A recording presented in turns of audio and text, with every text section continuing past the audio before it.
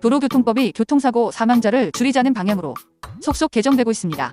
선진국에서는 교통안전이 운전면허 제도에서부터 시작한다고 강조하고 있는데요. 운전은 나뿐만 아니라 다른 사람의 생명을 위협할 수 있기 때문이라고 생각합니다. 우리나라도 면허 취득 자격에 대한 조건을 법으로 명시해놓고 있습니다. 오늘은 그 조건에 대해 말씀드리겠습니다. 크게 두 가지로 나눌 수 있는데요. 연령, 신체적 장애, 그리고 교통법 위반 행위자에 대해 면허 취득 제한을 두고 있습니다. 첫 번째, 18세 미만은 자동차 운전면허를 취득할 수 없습니다. 두 번째, 19세 미만은 제1종 대형 면허 또는 제1종 특수 면허를 받을 수 없습니다. 운전 경력 1년 미만인 경우도 마찬가지입니다. 세 번째, 정신질 환자와 뇌전증 환자, 그리고 대통령령으로 정하는 신체 장애인은 면허를 받을 수 없습니다. 네 번째, 듣지 못하는 사람과 한쪽 눈만 보이는 사람은 제1종 대형 면허와 제1종 특수 면허를 받을 수 없습니다. 다섯 번째, 양쪽 팔에 팔꿈치 관절 이상을 잃은 사람과 양쪽 팔을 전혀 쓸 수 없는 사람은 면허를 받을 수 없습니다. 다만 장애 상황에 맞게 제작된 자동차로 정상적인 운전을 할 수 있다면 가능합니다. 여섯 번째, 마약, 대마, 향 정신성 의약품 중독자와 알코올 중독자로서 대통령령으로 정하는 사람은 운전면허를 받을 수 없습니다.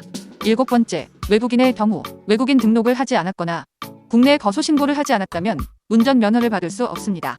다음은 교통법규 위반자의 경우입니다. 위반 내용에 따라 6개월부터 5년까지 면허 발급 제한을 두고 있습니다. 6개월 발급 제한, 운전면허 발급 제한 1년을 받은 경우 6개월이 지나야 원동기 면허를 받을 수 있습니다. 단, 폭주족 행위를 했다면 예외입니다.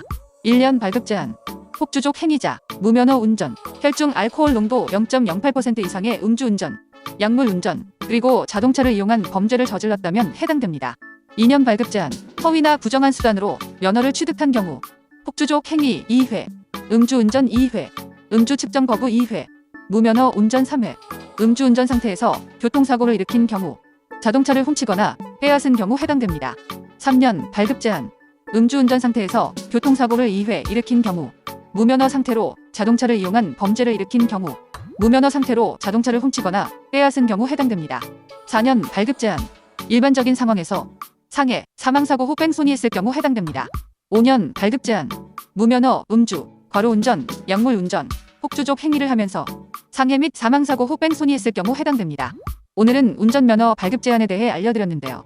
가장 큰 처벌 중 하나인 면허 취득 제한 4년의 경우는 형평성에 심각한 문제가 있다고 생각합니다. 경미한 사고나 부상자의 상해 정도를 따지지 않고 일괄적으로 4년간 면허 취득을 제한한다는 것은 위헌 법률 심판을 통해 이 법률에 대한 위헌 여부를 따져봐야 한다고 생각합니다. 오늘 방송이 도움이 되셨다면 구독과 좋아요, 그리고 안전운전 당부드립니다.